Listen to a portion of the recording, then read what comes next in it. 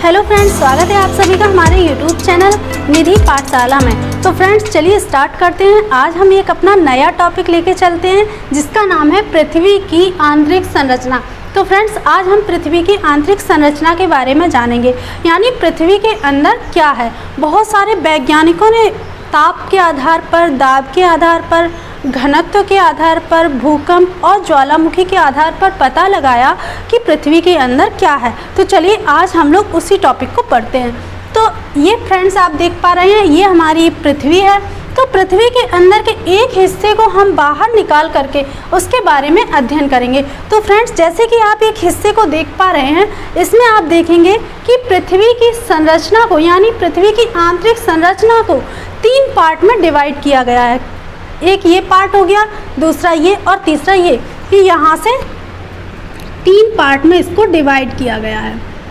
जिसमें जो हमारे पहला पार्ट है, पृथ्वी के ऊपरी लेयर जो है उसे कहते हैं भूपर्पटी। क्या कहते हैं? भूपर्पटी, यानी कि इसको इंग्लिश में कहते हैं क्रस्ट, या फिर भूपर्पटी या क्रस्ट, कुछ भी इसको कह सकते हैं। उसके बाद जो नीचे का भाग है, यानी बीच का भाग है, उसे कहते हैं मेंटल या फिर आवरण। क्या कहते हैं? मेंटल या फिर आवरण। उसके बाद जो देखेंगे हम सबसे बीच में, यानी पृथ्वी के जो बीच का हिस्सा है, सबसे अंदर वाला हिस्सा है, उसे कहते हैं कोर या फिर क्रोड। तो फ्रेंड्स आपको ये तीनों लेयर के नाम याद हो गए होंगे। पहला है भूपर्पटी, उसके बाद है मेंटल और उसके बाद है कोर या फिर क्रोड। तो फ्रेंड्स ये हमारी पृथ्वी की आंतरिक संरचनाओं के नाम हैं। तो फ्रेंड्स एक वैज्ञानिक थे जिनका नाम था स्वेस, यानी स्वेस नाम के एक वैज्ञानिक ने इन्हीं परतों को कुछ अलग से नाम दिया था, यानी कि उन्होंने कुछ तत्वों की खोज की थी। उन तत्वों के आधार पर इन परतों के नाम रखे थे। क्या नाम रखे थे?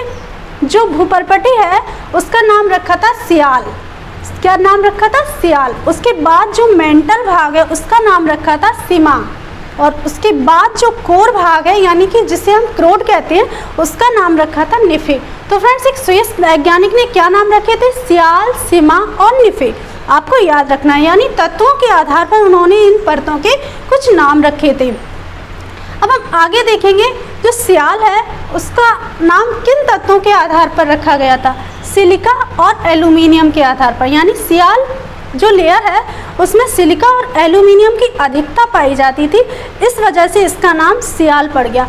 उसके बाद शिमा है, उसमें सिलिका और मैग्नीशियम की प्रधानता थी, इस वजह से इस परत का नाम सीमा रखा गया।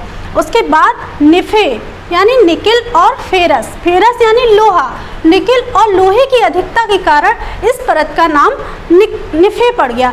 ठीक है फ्रेंड्स, आई होप आपको इतना समझ में आ गया होगा। अब हम देखेंगे कि पृथ्वी की आंतरिक संरचना में कितना भाग है। भूपर्पटी का हिस्सा है जिसमें, और मेंटल भाग का कितना हिस्सा है, और कोर भाग का कितना हिस्सा है। तो हम देख पा रहे हैं भूपर्पटी का केवल 1%, मात्र 1% हिस्सा भूपर्पटी का है। उसके बाद जो मेंटल भाग है उसका हिस्सा 84%, यानी 84% मेंटल भाग है। उसके बाद 15% यानी 15% कोर भाग है। तो इस तरीके से हम देख पा रहे हैं कि सबसे ज़्यादा मेंटल भाग का क्षेत्रफल है, यानी मेंटल भाग सबसे ज़्यादा क्षेत्र है।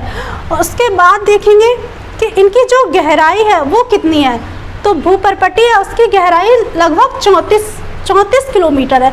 उसके बाद देखेंगे 2900 किलोमीटर तक विस्तृत है हमारा मेंटल भाग। उसके बाद जो कोर भाग है वो लगभग कितना है?